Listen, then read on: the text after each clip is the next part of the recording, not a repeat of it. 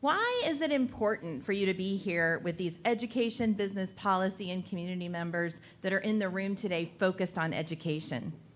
Well, first off, thank you for having me, and good morning to everybody. It's a pleasure to be here. I think it's extremely important because, we talk at length about the things that we plan to do as governor, and we talk just in generalities of our economy being the number one issue.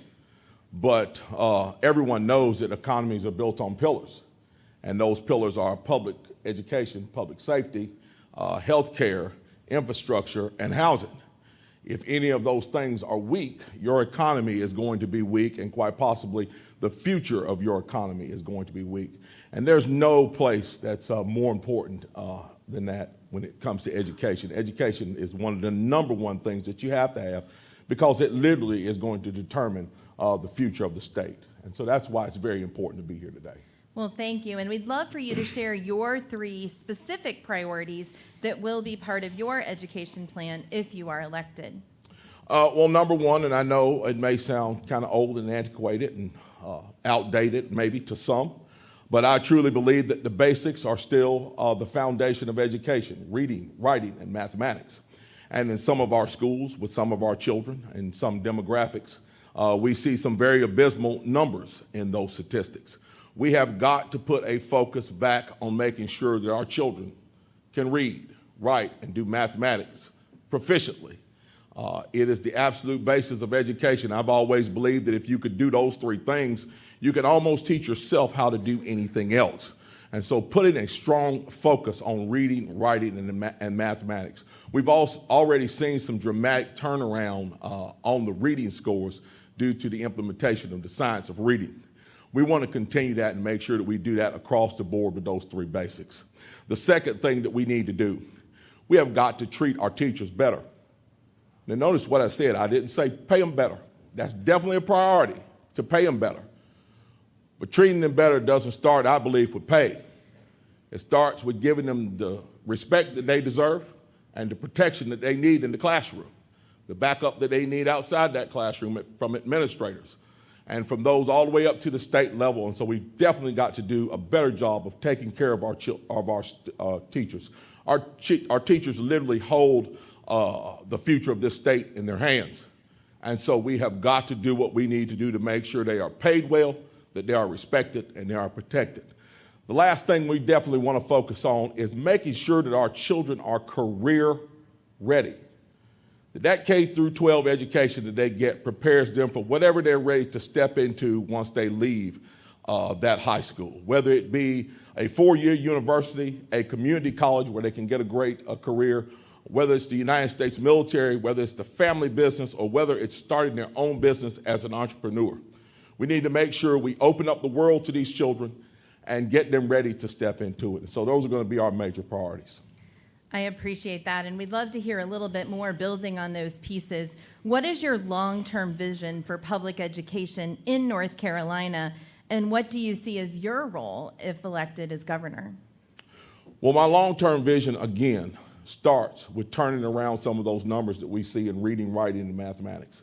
Our long-term vision also includes something outside the scope of K through 12 education, something that I'm very passionate about that's often forgotten when we say the word education, and that's adult education. I think adult education holds the key to turning around some of the wage gaps that we see in some of our communities. I know personally of people who languished in low-paying jobs for many years until they got the opportunity to take advantage of their talents through training.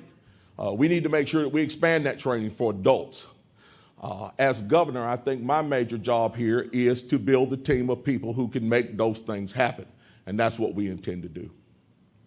Thank you so much. And one question we had received before, if you don't mind me just probing a little bit on, you mentioned treating our teachers, which I think we have many educators in the room, and even people that may not be teaching today. We have many previous teachers. I'm wondering if you have thoughts on what that would look like or how we can treat our teachers better. Well, it definitely starts with the pay. Okay. We've got to pay our teachers better. We've got to come up with some ways where we can reduce waste on one end and not take that money and shift it to anything else. I think we should honestly take our budget and look at it, and whatever we could cut, we should cut it and not move it to somewhere else, but move it directly to teacher pay. Make that list of priorities that we need for increases inside that budget, but I think at the top of that needs to be teacher pay. There's also a systemic problem with teachers not feeling safe in the classroom. And so school safety is going to be a priority as well, making sure that teachers have the backup they need to feel safe and secure in the classroom and have the discipline available to them to make sure that problem students do not remain problem students inside that classroom or don't become a danger inside that classroom to teachers. I appreciate you elaborating on that. And then one of the things that's been a really important theme this morning is just how much communication and collaboration and partnership matters. And I wonder if you could talk a little bit about how you would anticipate working with educators, business leaders, and other policymakers on education issues if you become the next governor. For me, it's all about being mature in politics. I mean, I think that anybody in here that knows anything about me, you know that they know that I have a myriad of opinions about anything. But when it comes to working on solutions that affect all 10 million people in this state, my opinion is the last thing that I need to take into account. Certainly, I'm going to look at my opinion and share my opinion, but there's 10 million other opinions in this state, and there'll be a number of other people who will come to the table when we start talking about how to educate our children who will have opinions. Some of those people's opinions will be contrary to mine on other issues, but our opinions will be the same on this one. That's why it is so important to leave politics out of this and invite people of all political stripes to the table to bring all the great ideas that we have to the table, have an honest-to-God conversation, and then after having that conversation, come to a consensus where we can find the best solution for our students, because that's what we're all searching for here. We're not searching for political answers.